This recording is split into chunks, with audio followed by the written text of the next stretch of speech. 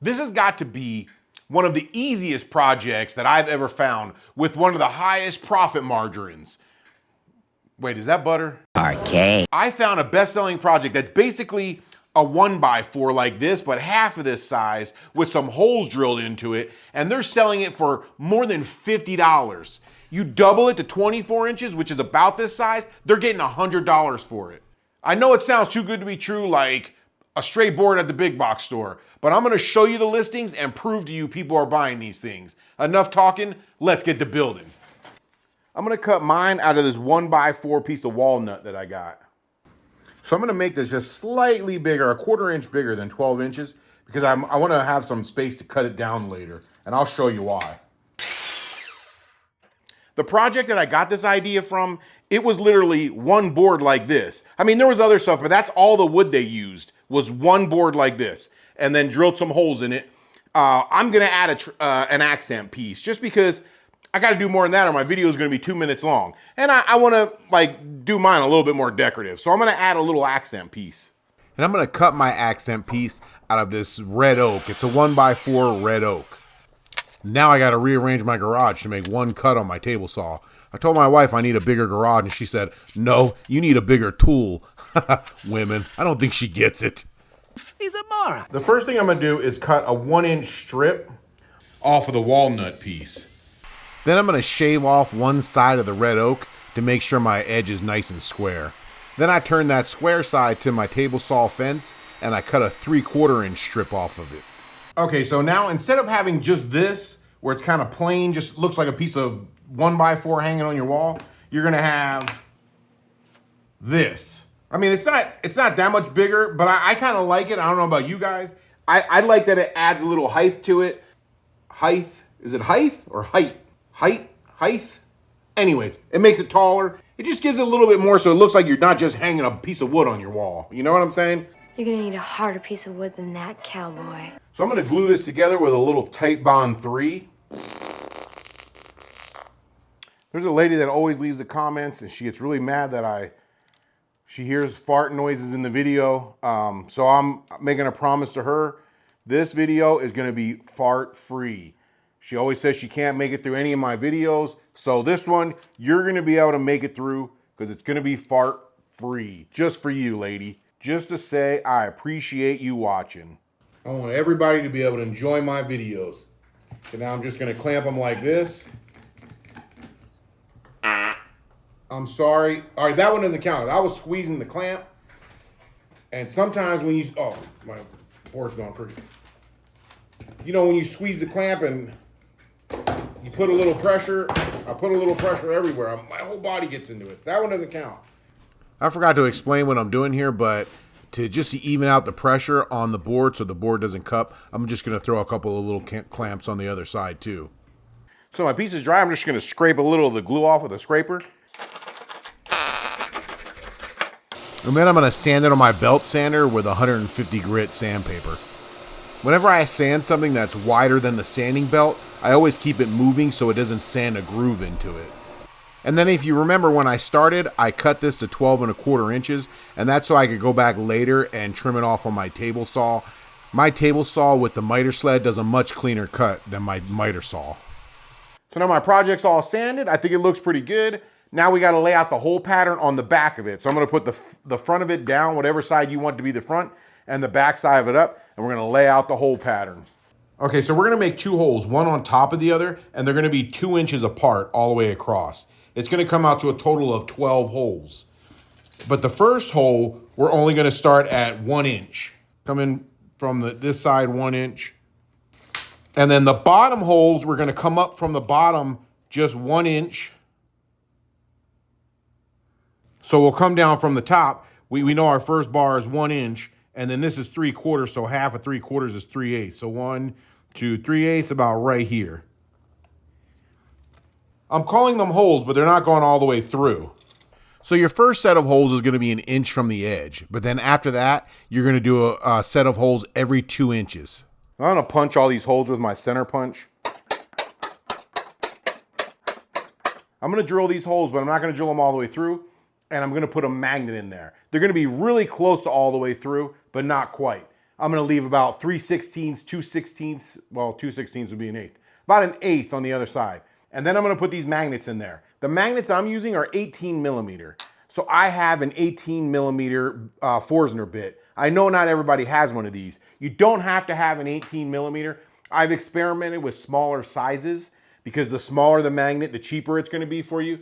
So I've actually got it all the way down to a 12 millimeter, which will fit inside of a 1/2 inch hole. So if you get 12 millimeter N52 magnets, you could put them into a 1/2 inch hole. We'll talk more about that in a minute. Right now, I'm gonna drill these holes out. These magnets are 3 millimeters thick. So I'm gonna put that down, and then I'm gonna use, and then I'm gonna put a stop collar and a washer on my Forstner bit, and that should stop me from going any deeper than 3 millimeters because I already set it up like that.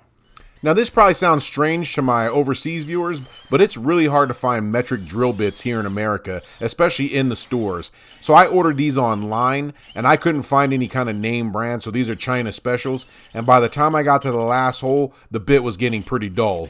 Part of that problem though was the washer that I used was blocking the wood chips from coming out of the top of the Forstner bit. So in between each hole, I had to clear all the wood debris out of the bit, and then I burned my finger on the bit because it was so hot. What an idiot.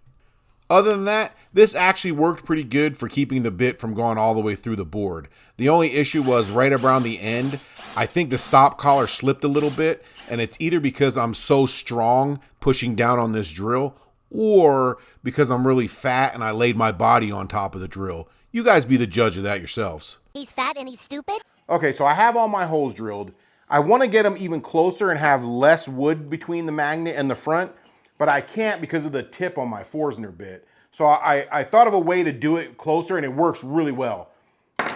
If you have one of these template bits for your router, once you got your hole drilled, you can use the template bit and put it in the hole and get even closer. It clears around the outside of the hole, so it's like the opposite of the Forstner bit. So I set up my router bit so I just barely have a little bit left over. And I'm gonna try it in a couple passes.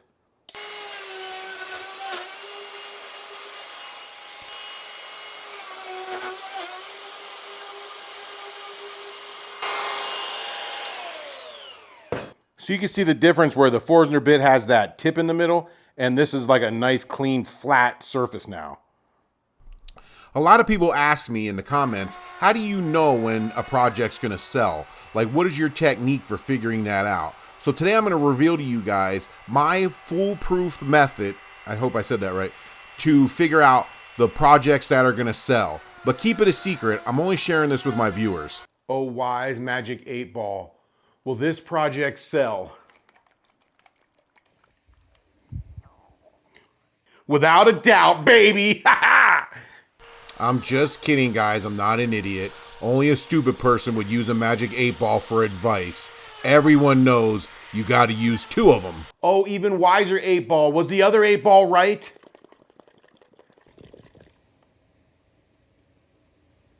It is decidedly so. Double! Okay, so now I'm gonna glue all my magnets in. And I'm gonna just use CA glue. This should be strong enough. So before I put the next one in, I'm gonna make sure this one's in pretty good. I'm gonna use some activator, spray a little on here, and then push it down. If it doesn't stick to the can. Did you see that? It stuck to the can. So hopefully that doesn't try to come up out of there. Hold it in for a second before I do the next one. Because when I was testing them, they kept flying out and sticking together. See, look, this is the whole box of them. This is the one I'm using. You gotta watch them when you get them near each other. Especially when they're just the magnets. They're hard to get apart. You can pinch your fingers. I glued my glove into the hole. Look at that. The tip of my glove just is in the hole. Oh my goodness. You can't make this stuff up. It's in there. My glove is now part of this. A lot of good that's going to do me now. Instead of sticking my finger in the hole, I'm going to use like a stick or something. Oh, that sounds gay. Now see, these magnets come with plastic in between them. See how it's 2 rows? And then each one has a piece of plastic so you can get it apart. Oh shit. Sorry, scared the crap out of me. And then just do that all the way down. Can you see that in the tip of there? See that in there? Today we're having fun with magnets. One more thing I want to do on here is put a nice little pretty chamfered edge on it. If you guys are enjoying this video, please do me a favor. It really helps out the channel, it helps me out. Do that like, comment, share, subscribe thing. I'm trying to save up for retirement so I can live in my dream retirement mobile home rather than a cardboard box. Thanks guys, I really appreciate you. Oh, and don't forget that hype thing too, if you can do it. So pretty, but it looks like a chocolate bar. I just want to eat this thing now. Son of a... All right, for my finish, I'm just going to use a Danish oil on this. I know you're probably wondering, what channel is this? This guy's using... I hate these lids. I think it's sealed shut.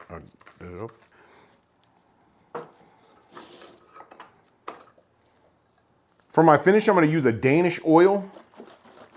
I know you guys are probably like, what channel is this? This guy's using oils and hardwoods? This ain't Jasco Goods.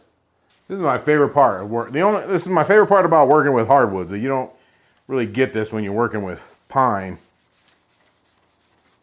Look at that. My wife's home just in time to see the finished product. She's like, oh, that's pretty. That's so pretty. I love it. That's really nice. It looks good. You like it? Yeah, I like it a lot. Like it a lot. Okay, so if you go to Etsy and you put in wooden magnetic knife holder and then you switch it to bestseller, it's a trick that I show in other videos. You can see here's the top 4 best-selling knife holders. And look, this one right here, it's the same company, but it's just one piece of wood. If we go down to the next line, this one is a different company, but this one, look, it's got a live edge to it. And then this one is one of those standing ones, and it's got an epoxy finish. So let's look at some of these. This one right here, he's got it in 7 carts right now. That means 7 people have it in their carts right now. And this one's a little bit more expensive than the single board one. And if you look at it, he doesn't even hide the magnets. He lets the magnets be visible. That's a pretty cool. That's a pretty good option. This one for a 12-inch board, he's got it for $62. For a 24-inch, he's got it for $98. So his 24-inch is cheaper than the other guy, but his 12-inch is more expensive. Here's the guy with the tall board that sits on your counter. This is another option you can do. You could put knives on both sides of this one because it doesn't hang on the wall. Now he's got an option if you get it personalized with these different designs. The price is $99.50. So just for this board with some epoxy, it's $89.50. And then here's the one I modeled mine after the closest because it's just one single board. This is the one I've been telling you about. This one is $34. It says $34, but when you click on it, it's $34 for a 3-inch board. Like my wife says, what are you going to do with 3 inches? But like I said, the one I built, 12 inches, it's $54. 24 inches, if you come down here, it's $100. His biggest one is 36 inches for $148. But as you can see on the back of this, he's only got one magnet in there. He's only got one magnet on each section, so you don't even have to do double like I did. But I noticed from his picture, he's got the knives upside down. So I'm thinking that the magnet may not be strong enough to hold the knife the other way. So it seems like it's resting on the knife handle. But if you come down and you look at the reviews, these people have their knives upside down. So I don't know. So I'm going to use the tape method to hang this thing. Just put a piece of tape on the back and mark where your holes are, and then you can hang this tape on the wall. So I had to make like a temporary wall in my garage because I can't keep making holes in my house. Not that I got in trouble by my wife, because I wear the pants in my house. Did you hear something? Well, bam! I'm sure most of you guys already know what this is, but you ready? Watch this. Look at that. I got the biggest knives I could find in my house. These are my daughter's knives. She's a chef. She's like 5 foot, so they're like swords to her. Well, bam, you see how strong these magnets are? Look. Oh. So mine is super strong because I use these 18 millimeter magnets. You don't have to use these 18 millimeter. You can use these, oh crap. You can use these 12 millimeters. These work just as good. Oh, crap. These work just as good for me. I'll show you. With these 12 millimeters, you could drill a 1/2 inch hole. That's a 1/2 inch hole. I can't get my finger in there, so I got to use this one to hold, so I can hold it with my finger. And this is how good the 12 millimeters hold. See that? The 12 millimeters will hold too. And these batteries are much cheaper. Batteries, I keep wanting to call these batteries. These magnets are much cheaper. So if you wanted to go with a cheaper, less strong magnet, you can do that too. And when they hang these, like see how it just pulls that right out of my hand. When they would hang these, if they slide, they hit the handle and it holds them up. So I see a lot of people on Etsy, and I've seen people that have made these on YouTube that use lesser magnets, and their knives slide, but it holds because of the handle. So it all depends on what you want to do and what you want to build. I experimented with only using one magnet, and that's what it did for me. It would slide. It wouldn't stay up there. So I flipped them like this, and they all stayed. Another thing you can do is you can make one of these out of pine, and you can hang your tools on them. Or you can hang these in your bathroom area and hang your poop knife from it. Or in some part of the countries, they're called a turd cutter. Don't Google poop knife. You won't like what you find out. Check it out. Oh wow, that's stronger than some of the ones at my work. That's crazy. I like it. Thank you.